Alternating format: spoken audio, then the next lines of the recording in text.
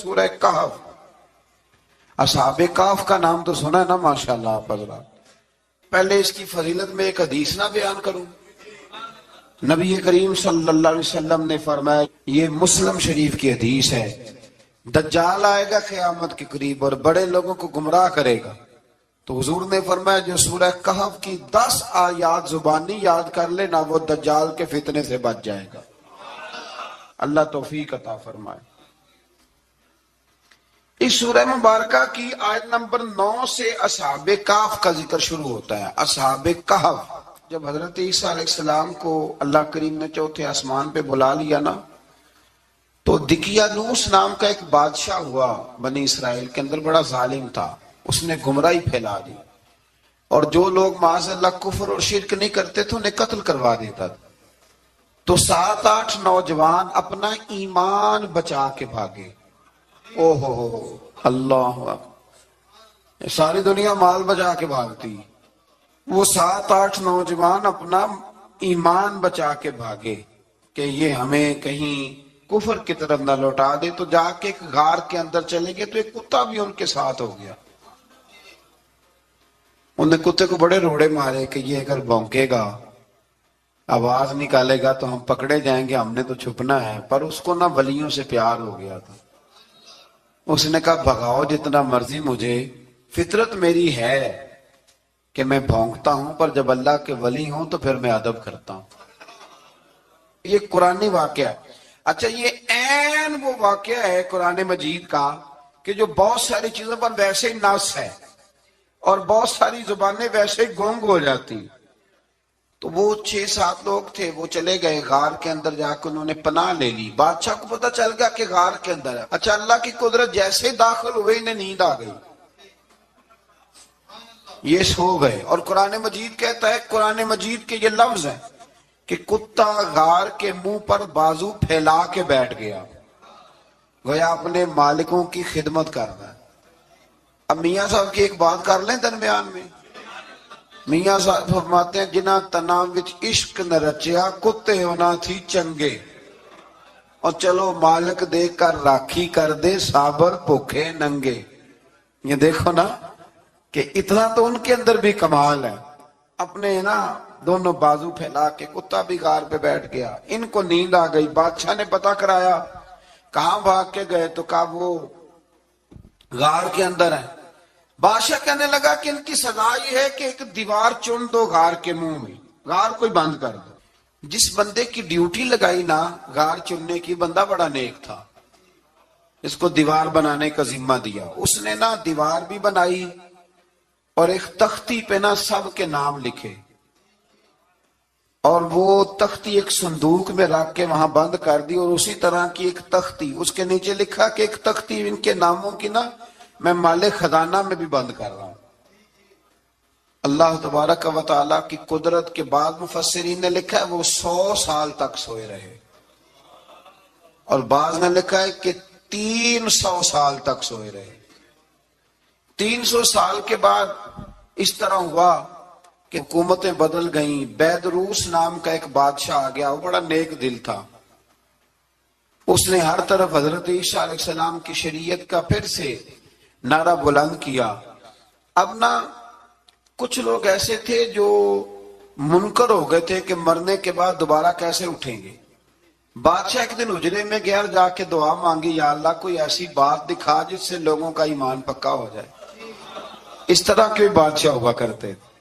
تو رب کریم نے کہا میں نے تو پہلے ایک راز چھپا کے رکھا ہوا ہے، کھول دیتے ہیں. اس نے دعا مانگی، اور ادھر کیا معاملہ ہوا، ایک چرواہا بکریاں چرانے والا وہاں سے گزرا. اس نے سوچا یہ دیوار ہے، اگر اس کا منہ کھول لوں نا کبھی تو میری بکریاں یہاں تھوڑا سا دھوپ کے اندر سستا لیا کریں گے. اس چرواہے نے کیا کیا کہ اس نے وہ دیوار گرائی تاکہ میری بکریاں اندر جایا کریں. وہ دیوار گرائی تو اس نے اندر 6-7 لوگ سوئے ہوئے دیکھے اور کتا بھی سویا ہوا دیکھا. اللہ تبارک و تعالیٰ اپنی قدرت سے، اپنے فضل سے ان کی کروٹیں بھی بدلتا رہا. اپنی قدرت سے ایک طرف انسان پڑا رہے نا تو اعضاء گل جاتے ہیں، ان کی کروٹیں بھی بدلی جاتی، مناسب روشنی بھی دی جاتی، حرارت بھی. اس نے دیوار گرائی تو ان کی آنکھ کھل گئی.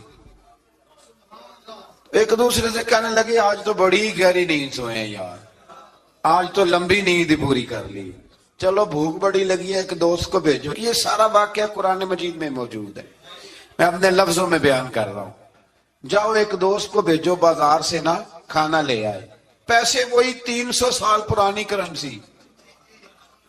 وہ جب نان بھائی کی دکان پہ گیا نا سامان لینے، اس کو پیسے دیے تو نان بھائی نے ہاتھ پکڑ لیا، کہنے لگا میاں تو کدھر سے آیا، یہ کون سے پیسے؟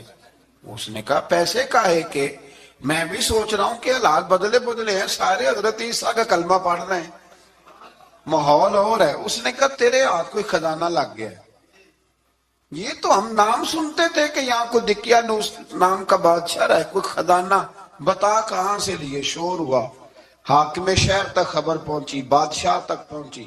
اس نے بتایا کہ بھئی ہم تو دقیانوس کے ڈر سے بھاگے ہیں، کل بھاگے ہیں یا آج سویرے، اتنا زیادہ ہمیں پتا نہیں، کل یا آج سویرے بس نا، اتنا سا ہمیں یاد ہے کہ ہم گئے تھے۔ بہرحال لوگ جمع ہو گئے، اکٹھے ہو گئے، غار تک پہنچے۔ اب جو غار کے اندر تھے وہ پتا کہتے لگتا ہے ہمارا دوست پکڑا گیا ہے۔ اب پکڑا گیا ہے تو اب بندے جمع ہو گئے، وہ اندر ڈر رہے تھے، تسبیح کر رہے تھے، اللہ کو یاد کر رہے تھے۔ ادھر یہ پہنچ گیا جب ان لوگوں نے یہ جیتا جاگتا رب کے فضل کا نمونہ دیکھا، اور بادشاہ نے کہا کہ یہ کیا ہے، صندوق کھولا تو اس کے اندر وہ تختی لکھی تھی کہ یہ ان کے نام ہیں، یہ دقیانوس سے ڈر کے بھاگے ہوئے ہیں، یہاں یہ سو رہے ہیں، اور اسی کی ایک تختی میں نے فلاں جگہ بھی دفن کیا، وہ تختی بھی وہاں سے نکل آئی۔ اب سب لوگوں کی آنکھوں میں آنسو آئے اور سب کہنے لگے لا الہ الا اللہ، لا الہ الا اللہ، لا الہ الا اللہ۔ سب کہنے لگے ان اللہ علی کل شیء قدیر۔ جب ان کی بات پوری ہو گئی، لوگوں کے ایمان پختہ ہو گئے، تو اصحاب کہف کہنے لگے کہ ہمیں اب اجازت ہے، ہم پھر دوبارہ غار میں جاتے ہیں۔ وہ غار میں گئے تو رب نے پھر انہیں موت عطا فرمائی، نیند عطا فرمائی، تحفہ دیا۔ بادشاہ نے پھر اس کے آگے دیوار بنائی اور وہاں بادشاہ نے ایک مسجد تعمیر کرا دی، لوگ زیارت کرنے جاتے۔ یہ اصحاب کہف کا ذکر ہے۔ اب یہاں ہمارے مفسرین نے لکھا ہے کہ وہ جو کتا تھا نا وہ بھی ساتھ ہی تھا۔ اللہ قیامت والے دن اسے انسانی، یا تو انسانی شکل ملے گی، یا جیسے رب کا فضل ہوگا رب کریم اسے بھی جنت عطا فرمائے گا۔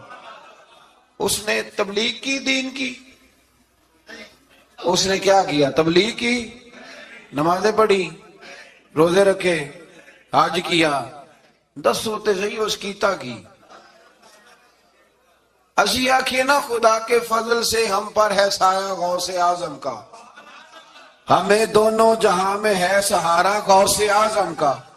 لوگ پریشان ہو جاتے ہیں، کہتے ہیں کس طرح کی بات کرتے ہو؟ تو میں نے کہا اصل میں تیرا عقیدہ کچا ہے، وہاں تو کتا چلا جائے ولی کے پاس تو رب اسے جنت دے دیتا ہے، تو جیگتا جاتا مومن جائے تو اللہ کیوں فضل نہیں فرماتا؟ اس سے آگے نا پھر آیت نمبر 32 ہے، اس میں اللہ تبارک و تعالیٰ نے 2 لوگوں کا واقعہ بیان کیا ہے۔ فرمایا ایک شخص کے انگوروں کے باغات تھے اور چاروں طرف سے انہیں کھجوروں کے درختوں نے گھیر رکھا تھا، اور درمیان میں کھیتی بھی تھی، اور بیچ میں دریا بھی بہہ رہا تھا، اور ان باغات نے بہت عمدہ فصل دی۔ ایک دن یہ شخص اپنے ساتھی سے کہنے لگا میرا مال اور افرادی قوت تم سے زیادہ ہے، مجھے یقین ہے کہ یہ باغ کبھی برباد نہیں ہوگا۔ اول تو مجھے قیامت کا یقین ہی نہیں معاذ اللہ، لیکن اگر قیامت آئی تو مجھے وہاں سے بھی بہتر مال ملے گا۔ اس کے دوسرے ساتھی نے کہا تو اپنی اصل کو بھول گیا ہے، اور تو نے اپنے خالق کی ناشکری کی جو کہ وحدہ لا شریک ہے۔ اگر تم نے باغ میں داخل ہوتے وقت ماشاءاللہ لا قوت الا باللہ کہہ دیا ہوتا تو یہ تمہارے حق میں بہتر ہوتا۔ اگرچہ مال اور اولاد میں تم سے کم ہوں، لیکن میرا ایمان یہ ہے کہ اللہ تعالیٰ مجھے اس سے بہتر نعمت عطا کرے گا، اور آسمان سے کوئی آفت آئی اور تمہارا باغ تباہ و برباد ہو جائے گا، یا اگر اس کا پانی زمین میں دھس گیا تو پھر تم اسے تلاش نہ کر پاؤ گے۔ بالآخر اس شخص کا باغ برباد ہو گیا۔ وہ جو کہتا تھا نا مجھے یقین نہیں قیامت نہیں آئے گی، اس کا باغ ہی، اور وہ کفِ افسوس ملتے ہوئے کہنے لگا کاش میں نے شرک نہ کیا ہوتا، لیکن پھر اس کا کوئی نہ مددگار تھا اور نہ حمایتی۔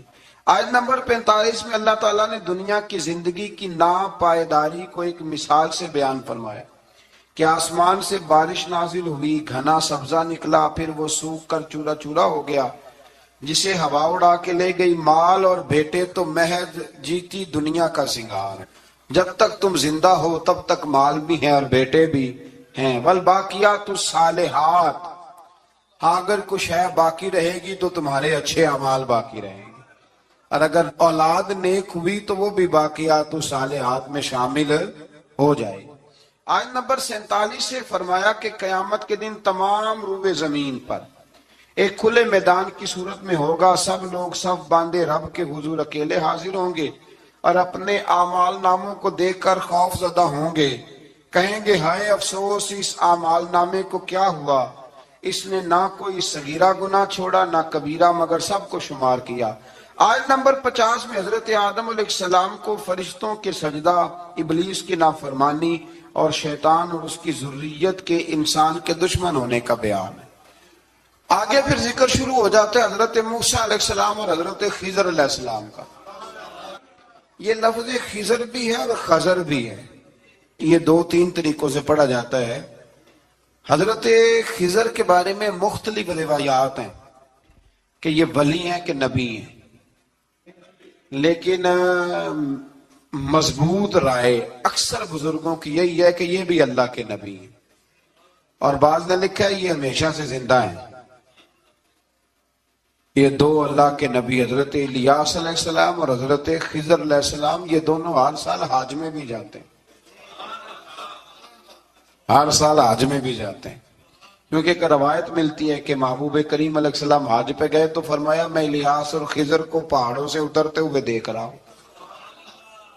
تو جن کو اللہ نے کھلی آنکھیں دی ہوتی ہیں پھر انہیں زیارت بھی ہوتی ہے، انہیں یہ نظر بھی آتے ہیں۔ حضرت خضر علیہ السلام کو اللہ نے علم لدنی عطا فرمایا۔ یہ علم لدنی اللہ جس کو اپنے پاس سے عطا کر دے اس کو علم لدنی کہتے ہیں۔ حضرت موسیٰ علیہ السلام ایک دن تقریر کرتے ہوئے کسی نے پوچھا کہ آپ سب سے بڑے عالم ہیں، فرمایا الحمدللہ۔ تو اللہ کریم نے فرمایا نہیں ہے موسیٰ کلیم، آپ سے بڑے بڑے بھی ہیں، بڑے بڑے لوگ ہیں۔ ہمارے یہاں مسئلہ ہے پا نہ پڑی اور لوگ مناظرہ کرنے آتے ہیں، کئی دفعہ لوگ نا مسئلہ بتاتے ہیں تو میں کہتا ہوں جناب آپ نے بتا دیا کہ اب آپ نے حکم کرنا ہے، اب آپ نے حکم کرنا ہے۔ کبھی کبھی کچھ لوگ ایسی باتیں کرتے ہیں، وہ جی آپ ایک بندے کا نام لیتے ہیں ذکر کرتے ہیں، تو میں نے کہا چلو ہم نے بھی کہیں کچھ پڑھا ہی ہوگا نا تبھی تو ذکر کرتے ہیں، لیکن جو آتے ہیں نا لوگ وہ مشورہ تو ہمارے دور میں ہے ہی نہیں، جس نے جو لائن پڑھ لیا وہ اس میں پکا ہو گیا، سارا نہیں نہ پڑھا، سارا پڑھے پھر بات سمجھ میں آتی ہے۔ حضرت موسیٰ کلیم اللہ کے نبی ہیں اور کیا بات ہے ان کی، اور یہ بھی اللہ کا فضل ہوا حضرت موسیٰ نے یہ بات کی تبھی تو ہمیں اتنی شاندار حکمتوں کے پھول ملے، یہ بھی حضرت موسیٰ کا ہی کمال ہے۔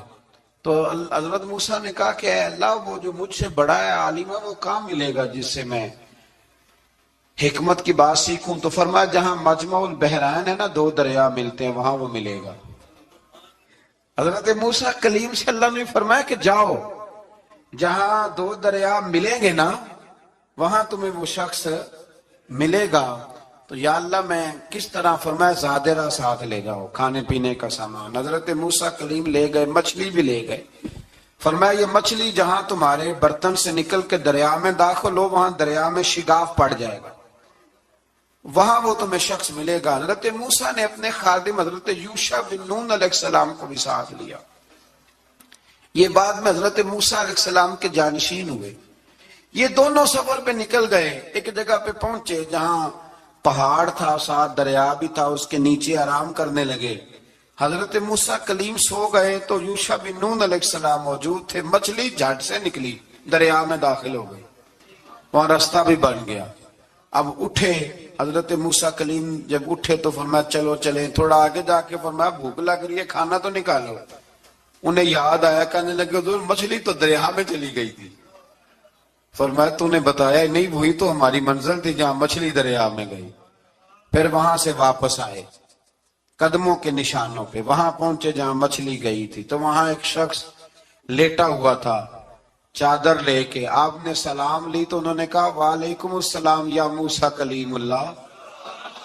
تو آپ نے فرمایا آپ کون ہیں؟ فرمایا میں وہی ہوں جس کو آپ تلاش کر رہے ہیں. تو فرمایا آپ نے مجھے کیسے پہچانا؟ فرمایا جس رب نے تمہیں بھیجا ہے نا اس نے ہی مجھے بتایا ہے کہ موسیٰ آ رہے ہیں، موسیٰ آ رہے ہیں. اب حضرت خضر نے جو کچھ فرمایا وہ بڑا شاندار ہے. فرمایا موسیٰ کچھ باتیں ایسی ہیں جن کا آپ کو علم ہے اور مجھے نہیں، اور کچھ ایسی ہیں جن کا مجھے علم ہے اور آپ. اللہ اکبر. یہ کبھی ہماری سمجھ میں بات آ جائے، یہ کبھی سمجھ میں آ جائے. کچھ باتیں ایسی ہیں جس کا مجھے علم ہے اور یہ بڑے بڑے سیانے بندے نہیں مانتے، بڑے بڑے.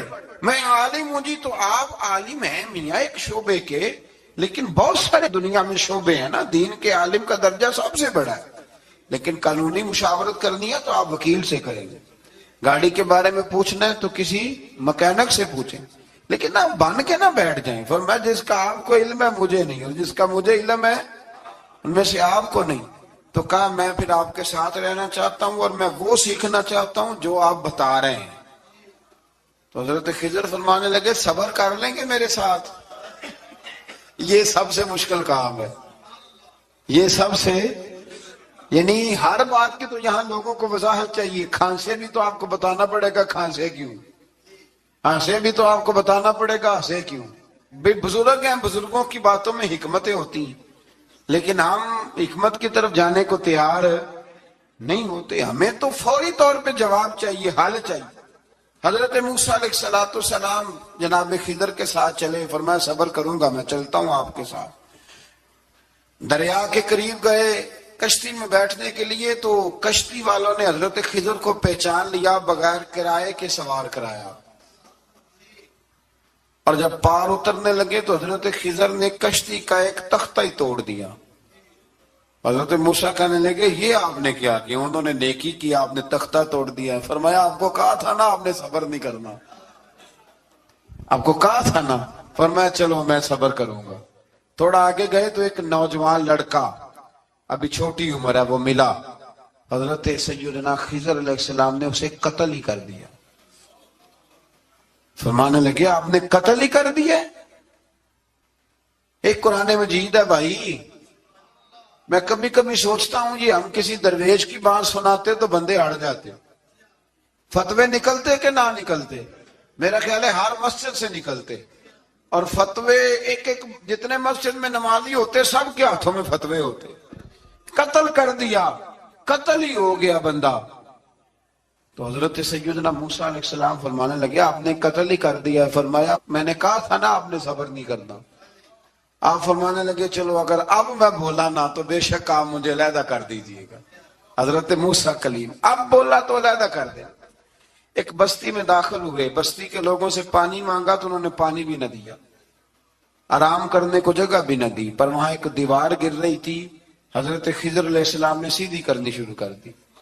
ساری دیوار بنائی. تو حضرت موسیٰ کہنے لگے کن لوگوں کی خدمت کر رہے ہو جنہوں نے پانی بھی نہیں دیا، انہوں نے پانی تک نہیں پوچھا. فرمانے لگے بس بھئی آپ نے وعدہ کیا تھا کہ اب بولیں گے تو بے شک علیحدہ کر دینا.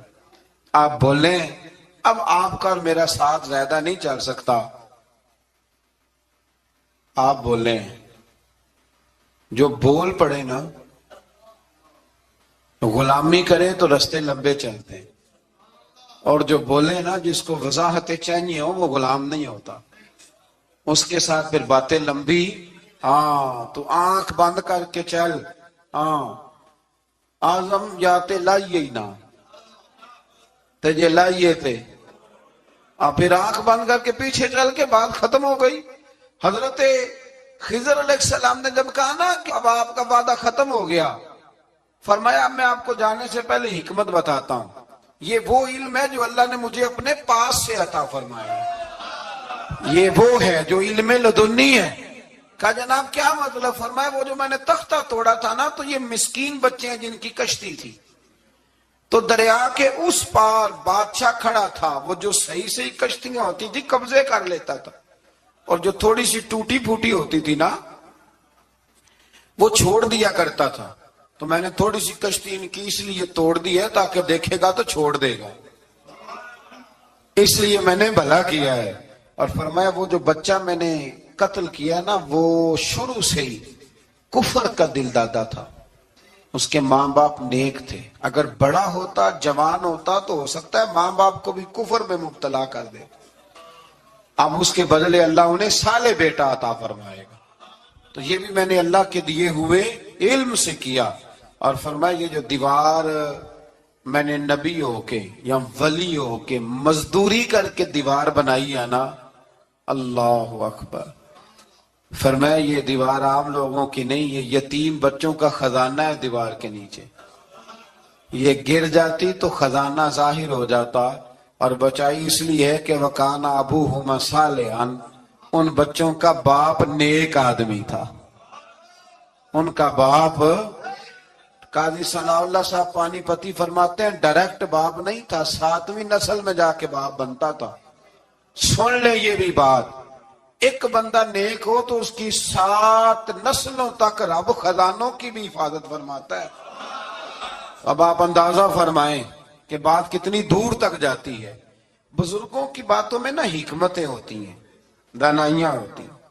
یہ طریقت کے جو لوگ ہوتے ہیں انہیں سبق یہ دیا جاتا ہے کہ آمنا و صدقنا، ماننا ہے اور تصدیق کرنی۔ ہمارا معاملہ یہ ہے کہ یہاں وضاحت دینی پڑتی، وہ جی وہاں کیا ہوا تھا، وہ جو گاڑی آپ کے پاس ہے تو وہ کہاں سے آئی، تو وہ جو کل آپ نیا جوڑا پہن کے آئے تھے تو وہ کدھر سے آیا۔ تو جو لوگ وضاحتیں مانگتے ہیں وہ اپنے نہیں ہوتے، ان کا غلامی کا رشتہ نہیں ہوتا۔ حبیب اور ہوتا ہے، شریک اور ہوتا ہے۔ شریک وضاحتیں مانگتے ہیں، حبیب محبت کرتے ہیں۔ ہمارا آج سب سے بڑا المیہ یہ ہے، سب سے بڑا، کہ ہم کسی حکمت کے تحت کوئی بندہ اگر کوئی کام کر رہا ہے تو مجبوری ہے کہ ہمیں وہ حکمت بتائی جائے، ایسا نہ کریں۔ یہ طریقہ حضرت غوث اعظم رضی اللہ تعالیٰ عنہ، حضور غوث پاک رضی اللہ تعالیٰ عنہ کو ایک شخص ملنے آ گیا، ملا علی قاری نے لکھا ہے، آپ کے ایک مرید نے کہا چل میرے پیر سے ملنے، کہنے لگا میں نہیں جاتا ملنے کسی پیر شیر سے، کہا نہیں آؤ تو صحیح۔ وہ آیا نا تو اس نے دیکھا کہ 50 گھوڑے عربی نسل کے کھڑے ہیں غوث پاک کے دروازے، موٹے تازے چوڑے عربی نسل کے گھوڑے۔ اس کے ذہن میں خیال آیا، کہنے لگا یار سواری کے لیے اگر رکھے ہیں تو ایک بھی کافی تھا، 50 کی کیا ضرورت تھی۔ اللہ اکبر۔ اب واقعی 50 کھڑے تھے، مرید کے پاس جواب ہی کوئی نہیں تھا، کہنے لگا یار پتہ مجھے بھی کوئی نہیں، لیکن حضرت صاحب نے رکھے ہیں تو حکمت ضرور کوئی ہوگی، حکمت ضرور کوئی، اس کی کوئی حکمت ہوگی۔ اللہ اکبر۔ وہ چلے گئے واپس، وہ روز تنقید کرتا، کیسا تیرا پیر ہے 50 گھوڑے رکھے ہوئے، کیسے تیرا پیر ہے 50 گھوڑے رکھے ہوئے۔ کچھ دن گزرے تو ملا علی قاری کہتے ہیں وہ اعتراض کرنے والے کے پیٹ میں کوئی تکلیف ہوئی، بغداد کے سب سے بڑے طبیب کے پاس گیا، اس نے کہا تیرا تو جگر تباہ ہو گیا ہے، عربی نسل کا ایک گھوڑا چاہیے، اس کو ذبح کریں گے، اس کا جگر نکالیں گے، اس کی دوائی بنا کے تجھے کھلائیں گے، اور 50 گھوڑے ہوں گے تو بچے گا۔ اب پریشان ہو گیا، کہنے لگا گھوڑے ہیں تو صحیح، پر جو میں حال کر رہا ہوں گا گھوڑے تو نہیں ملیں گے، میرا تو جوتوں والا کام ہے، وہ شاید مل جائیں۔ لیکن جب انسان مرنے لگتا ہے تو پھر اس کو ڈوبتے کو تنکے کا سہارا۔ اپنے دوست کے پاس گیا، کہنے لگا چل تیرے پیر کے پاس چلے۔ اس نے کہا تجھے نہیں لے کے جانا، تو تنقید کرتا ہے، کہتا ہے ایک دفعہ چاہیے کیا، کہا گھوڑے، کہنے لگا تیرے لیے رکھے ہیں کوئی، جا دوڑ جا، میرے حضرت صاحب کی ضرورت کیا ہے۔ لیکن جب غوث اعظم کی خانقاہ میں داخل ہوئے نا تو حضور غوث اعظم اٹھ کے ملے۔ اللہ والے دلوں میں باتیں نہیں رکھتے، ماتھا چوما اور فرمانے لگے میاں تو ایک دن نا میری گلی سے گزر رہا تھا تو میری تیرے اوپر نظر پڑی، تو مجھے نظر آیا تو بیمار ہوگا، اور تیرا علاج عربی نسل کے 50 گھوڑوں کی وجہ سے ہوگا، تو میں نے تیرے لیے لا کے کھڑے کیے ہوئے ہیں، تیرے لیے ہی کھڑے کیے ہیں، تو نا گھر بھی لے جانے کی ضرورت نہیں، چارہ بھی میرے مرید ہی ڈال دیا کریں گے۔ تو اس طرح کرنا، روز آنا ایک گھوڑا لے جانا، پھر اگلے دن آنا تو دوسرا۔ وہ خدا کے بندے تیرے لیے رکھے تھے، تو تنقید کر رہا ہے۔ اللہ کے بندے پردہ پوش ہوتے ہیں.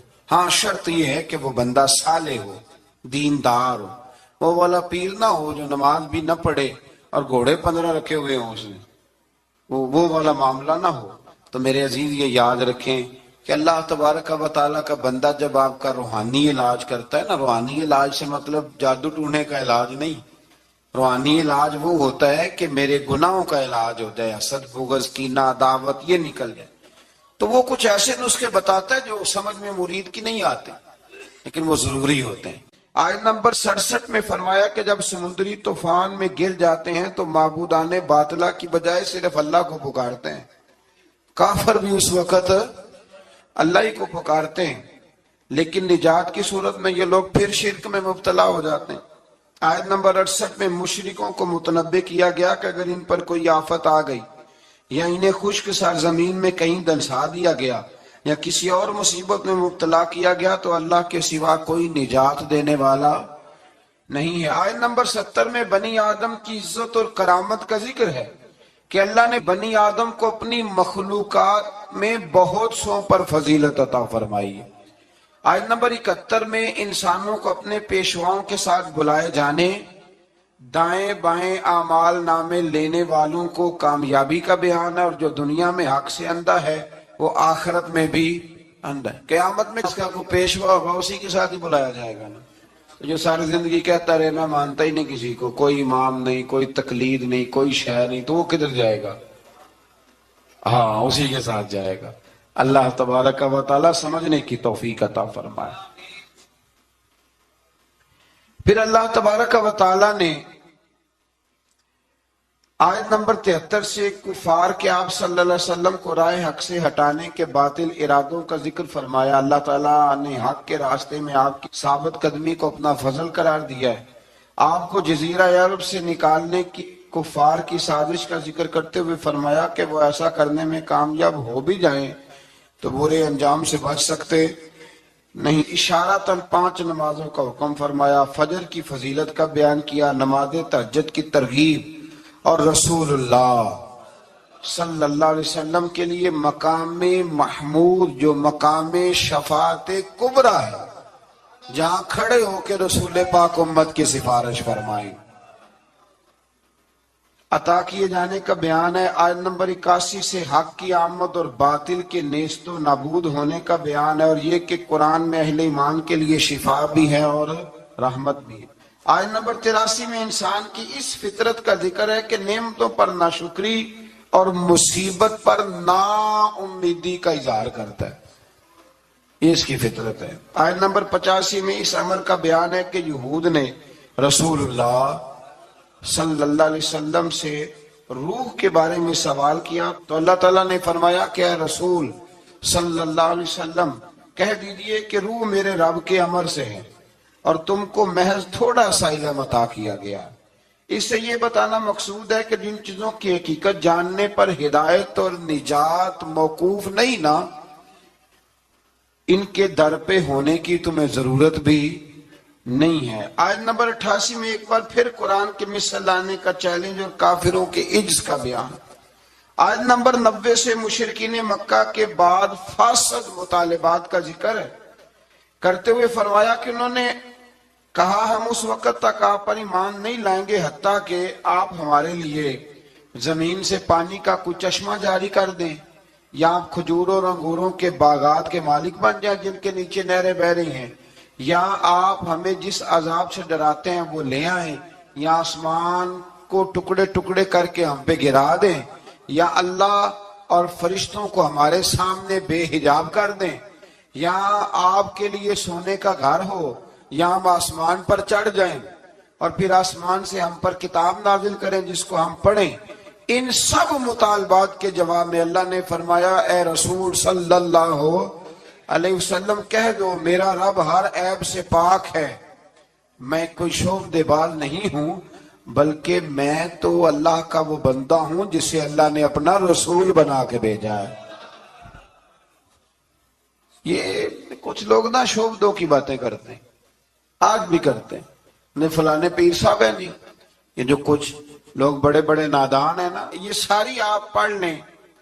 آیت نمبر 90 تو وہی سارے سوالات ہیں جو آج کا بد مذہب ولیوں کے بارے میں کرتا ہے.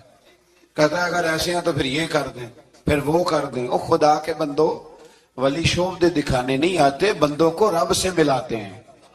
ان کا کام پیغام حق دینا ہے، ان کا یہ کام نہیں ہے.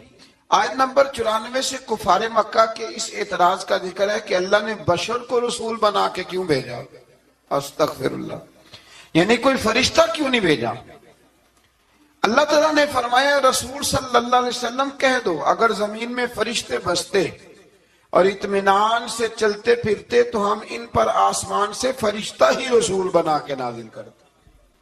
اگر فرشتوں کی طرف رسول بنانا ہوتا تو پھر کس کو بناتے؟ فرشتوں کو. یعنی نبی اور رسول جس مخلوق کی طرف مبعوث ہوئے اسی کے جن سے ہوتے ہیں. ان آیات میں یہ بھی بتایا کہ منکرین آخرت کو ان کے منہوں کے بل اندھا، گونگا اور بہرا بنا کر اٹھایا جائے گا اور ان کا ٹھکانہ جہنم ہے. آیت نمبر 100 میں فرمایا کہ آپ کہیے اگر بالفرض تم میرے رب کی رحمت کے خزانوں کے مالک ہوتے تو تم خرچ کے ڈر سے ان کو روکے رکھتے، اور دراصل انسان ہے ہی بخیل، یہ کنجوس ہے، یہ اللہ کی دی ہوئی توفیق سے بھی اس کے رستے میں خرچ کرنے کو تیار نہیں ہوتا. آیت نمبر 101 سے موسیٰ علیہ السلام کو 9 معجزات عطا کیے جانے، فرعون کا آپ کو ساحر کہنے، فرعون کے غرق ہونے اور بنی اسرائیل کے زمین میں آباد ہونے کا ذکر ہے. آیت نمبر 105 میں قرآن مجید کو بتدریج تھوڑا تھوڑا نازل کر کے نازل کرنے کی حکمت یہ بتائی گئی کہ رسول ان پر ٹھہر ٹھہر کے پڑھیں گے، ان کے لیے قرآن کو سمجھنے میں آسانی ہوگی. مشرکین مکہ اعتراض کرتے تھے کہ کبھی آپ اللہ کہتے ہیں کبھی رحمان کہتے ہیں، ہم تو رحمان کو نہیں جانتے. تو اللہ نے فرمایا رسول کہہ دیجئے کہ معبود برحق کو تم اللہ کہہ کے پکارو یا رحمان کہہ کے پکارو، تم اسے جس نام سے بھی پکارو گے سب اسی کے نام ہے، اور اسے پکارنے میں میانہ روی سے کام لو. آخری آیت میں فرمایا کہ اللہ کی نہ کوئی اولاد ہے، نہ کوئی اس کی سلطنت میں اس کا شریک ہے، نہ اسے کسی مددگار کی ضرورت ہے، اور آپ اس کی کبریائی کو بیان کرتے رہیے. آگے شروع ہو جاتی ہے